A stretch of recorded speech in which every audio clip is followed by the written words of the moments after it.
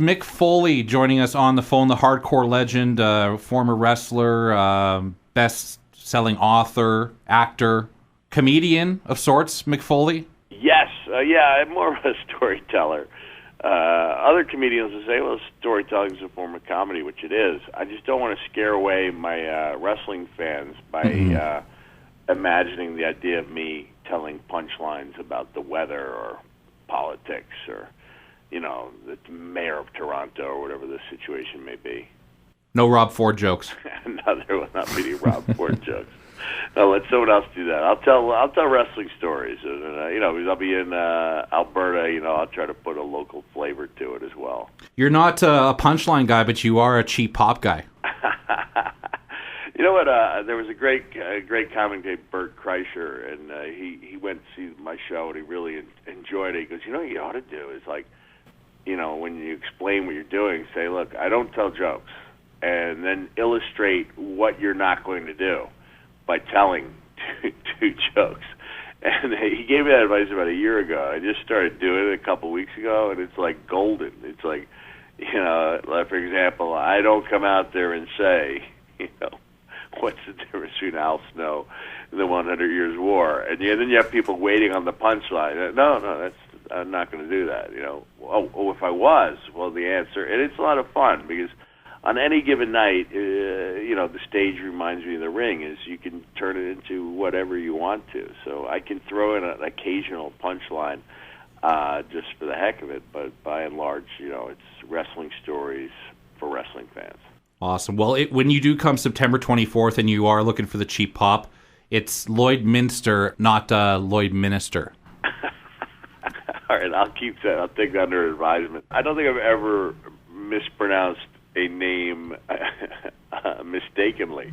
I've done it intentionally. Okay. One of my favorites is Kurt Angle mispronouncing Worcester, Massachusetts as Worcester intentionally because he knows he's going to get the heat. So it's new.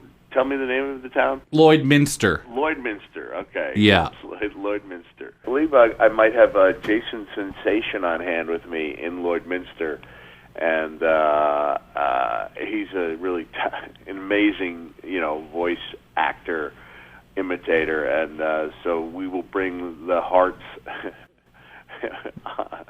on stage in a way that people could never imagine. Yeah, because he did the Owen Hart impression, right?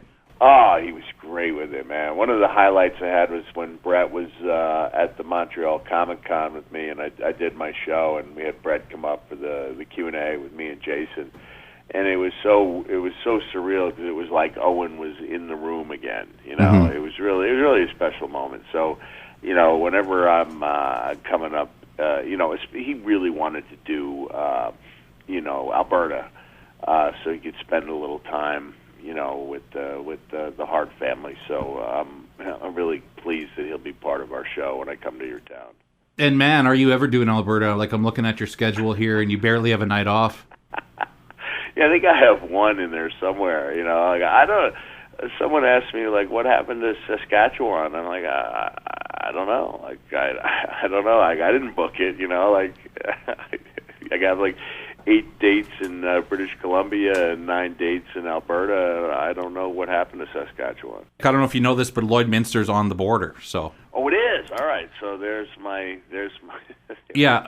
You're still on the Alberta side, but you're about maybe a couple kilometers from Saskatchewan. So maybe you can tell all those hosers to come on over. Will do. I got a bunch of questions from some of our listeners, but I don't want to.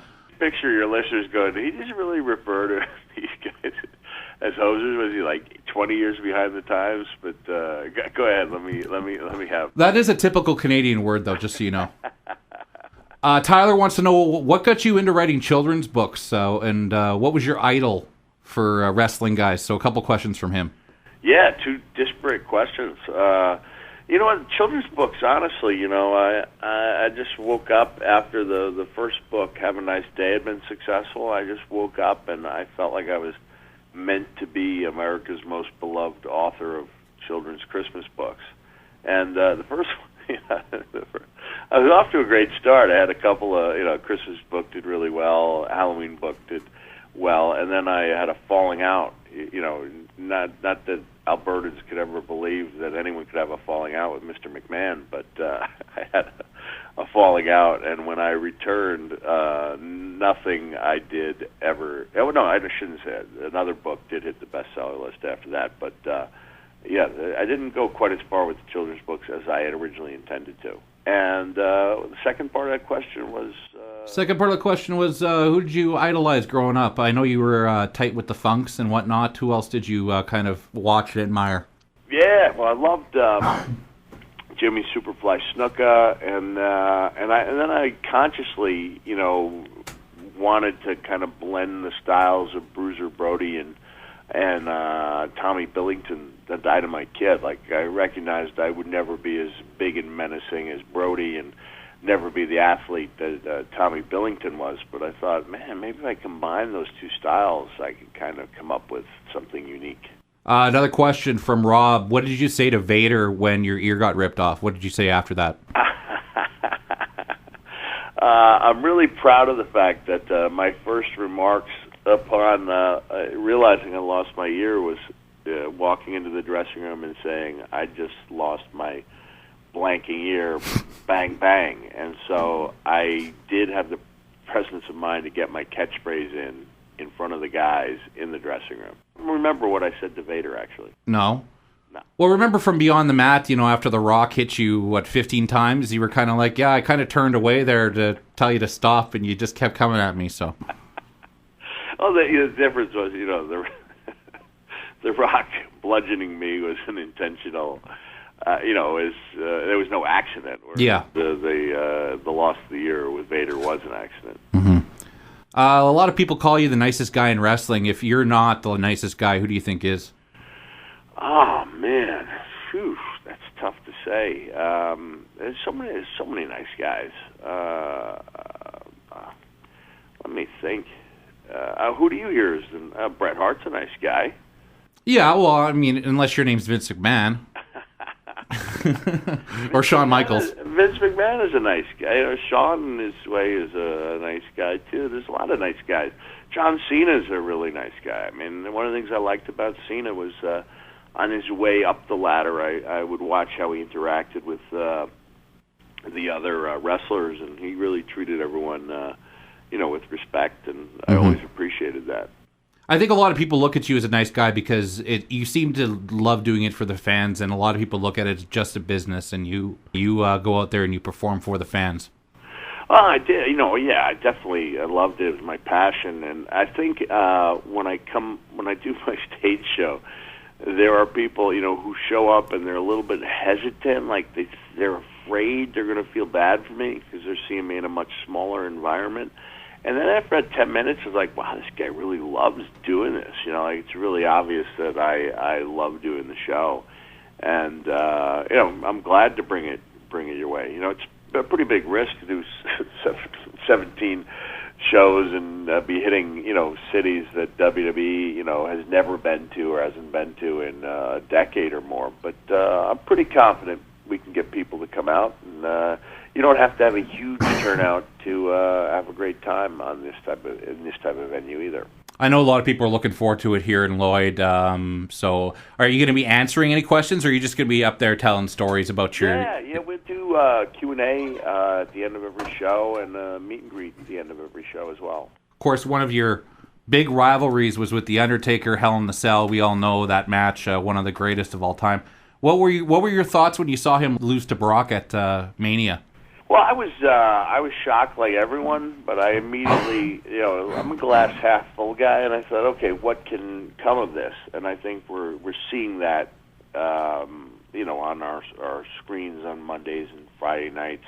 Mm-hmm. Brock gave the interview so bad that it was great because it was so unlike anything that we've seen on wrestling. Do you think Taker's done?